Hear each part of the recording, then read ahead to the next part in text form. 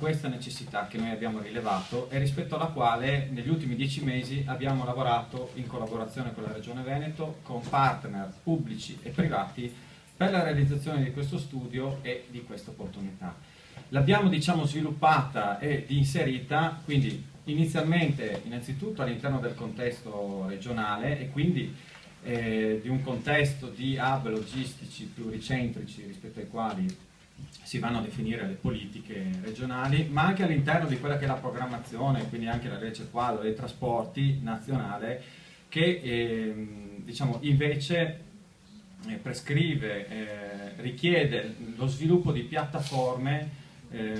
logistiche che siano però a più ampio raggio, interregionali. Siamo qui poi oggi perché vorremmo collegare ovviamente i nostri progetti e la partnership all'interno di questo programma, di questo progetto, nasce proprio dalla necessità di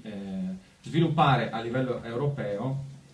quindi un accordo più stretto e quindi un network. Ed ecco il programma di Network of Multimedia Hubs in the Southeast European Area, di cui questo progetto fa parte e a cui noi ovviamente intendiamo partecipare. Partirei descrivendovi chi siamo, qual è e che cos'è questa nostra realtà e il progetto che abbiamo sviluppato. In sintesi, se non rischiamo di perdere anche rappresentiamo come realtà territoriale una parte del Veneto che è il Veneto orientale. È un'area di 215.000 abitanti, ma è un'area in cui si incrociano ben 2 dei 4 corridoi che passano per l'Italia, il corridoio Adriatico-Baltico e il corridoio Mediterraneo. Insieme alla contigua regione Friuli-Venezia Giulia, che è il partner del programma e del progetto, sicuramente presidiamo la porta di accesso ad est, quindi Slovenia e Croazia, e rispetto al Tarvisiano e Tarvisio anche tutto ciò che attiene ai traffici che vanno verso il centro Europa e la Carinzia. Il nostro territorio ha 2 insediamenti estremamente importanti. Una piattaforma logistica che per dimensione, noi parliamo di 2 milioni di superficie fondiaria e più di 500.000 metri quadri coperti realizzabili. Si chiama Eastgate Park. Qui oggi in sala abbiamo anche i rappresentanti della società. Beh, questa infrastruttura, diciamo, per dimensioni, per opportunità, come abbiamo visto anche per metri quadri realizzabili, è sicuramente sul Triveneto l'infrastruttura a disposizione più ampia che ci possa essere. Assieme a questa insiste anche un significativo impianto intermodale, un impianto ferroviario che per la sua collocazione geografica si presta benissimo ad essere, diciamo, una sede baricentrica naturale per i traffici da e per l'est Europa, così come per l'Europa occidentale, e che in questo momento, diciamo, sviluppa come antenne di traffici anche nazionali un po', diciamo, un collante e un collegamento con quelle che poi sono le regioni dell'est, in primis paesi quali l'Ungheria, la Romania e la Slovacchia, e per alcuni prodotti specifici, mi riferisco a prodotti siderurgici e chimici, stati quali la Croazia e la Slovenia, o se parliamo di, diciamo, prodotti alimentari o legati al legno, andiamo a lavorare, diciamo, rispetto al punto di riferimento dell'intermodalità con l'Austria e con la Slovenia. In più il recente piano regolatore del nostro territorio, il cosiddetto PAT, lo conoscerete un po' tutti, ma il piano di assetto del territorio, prevede e ha previsto, diciamo, la possibilità di realizzare ulteriormente un nuovo terminal con binari operativi sotto gru a portale della lunghezza di 750 metri lineari. Le amministrazioni territoriali, quindi sia quelle pubbliche che private, si sono ritrovate rispetto a questa realtà del Veneto orientale a sviluppare un protocollo d'intesa e una collaborazione sinergica in cui Provincia di Venezia, Regione Veneto con l'assessorato alla logistica e all'intermodalità, quindi qui rappresentato da Luigi Zanin, hanno sviluppato un meticoloso studio di cui oggi abbiamo, perché si è concluso da qualche giorno anche l'executive summary che poi vi consegno e vi lascio, che dimostra pienamente la strategicità dell'area rispetto all'opportunità della creazione di un hub logistico tra Veneto e Friuli Venezia Giulia. Questo studio, aggiungo un'informazione rispetto allo studio, quindi a questo protocollo d'intesa che l'ha generato, si intitola Studio a supporto di un'infrastruttura logistica intermodale del Veneto orientale ed è stata commissionata da Fondo Spazio Industriale, proprietario della struttura logistica Eastgate Park, da Portogruaro Interporto, che è il gestore dell'omonimo terminal ferroviario merci, e dal Consorzio Savo. Consorzio, anche qui, quindi un'organizzazione, una struttura completa che coordina e supporta in un'area di circa 20.000 metri quadri, circa 150 trasportatori, operatori merci e ben circa 508 mezzi. Il coordinamento poi di questo studio è stato fatto dal Comune di Portogruaro, che io rappresento in qualità di assessore, e in nome per conto ovviamente degli enti pubblici partecipanti.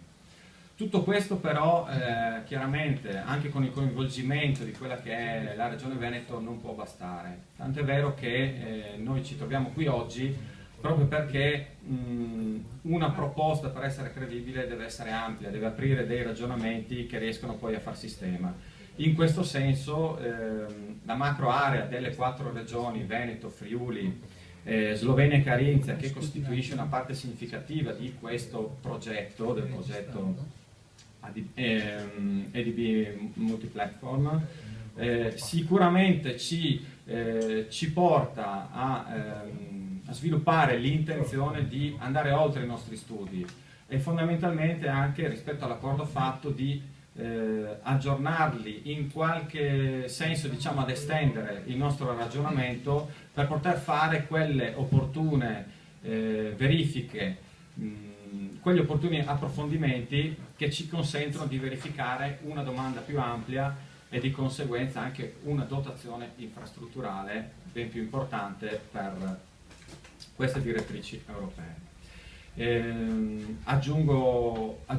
un'informazione che gli stakeholder pubblici e privati del territorio, che io quindi qui oggi rappresento, rispetto a questo si candidano a fare un ulteriore sforzo di ragionamento. Sforzo diretto quindi a sostenere e quindi a considerare in maniera più ampia il proprio ragionamento all'interno di questo progetto, quindi di ADB, Multiplatform, e quindi all'interno anche di questo network di cui vogliamo sentirci parte. Vi aggiungo delle informazioni generali diciamo, sull'area che poi si trovano anche all'interno dello studio e rispetto al quale diciamo, noi poi stiamo sviluppando i nostri ragionamenti. Sicuramente se partiamo dal fatto che la Regione Veneto e Friuli costituiscono sicuramente un hub logistico pluricentrico unico, all'interno di queste 2 regioni, di questo territorio,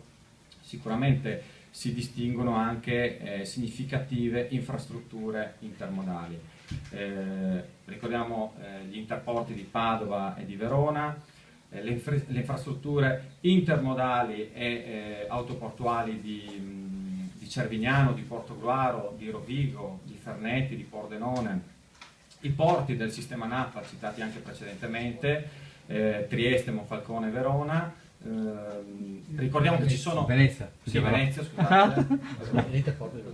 Sì, Venezia, ricordiamo ulteriormente gli aeroporti, c'è il terzo aeroporto italiano, Venezia, Verona, Ronchi dei Legionari, Trieste. Probabilmente si tratta di un'offerta anche eccessiva, se non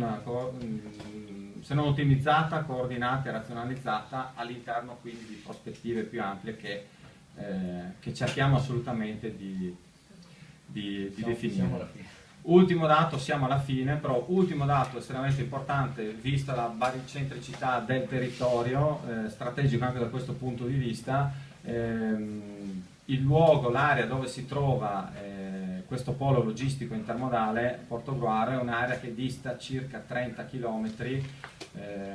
dalle strutture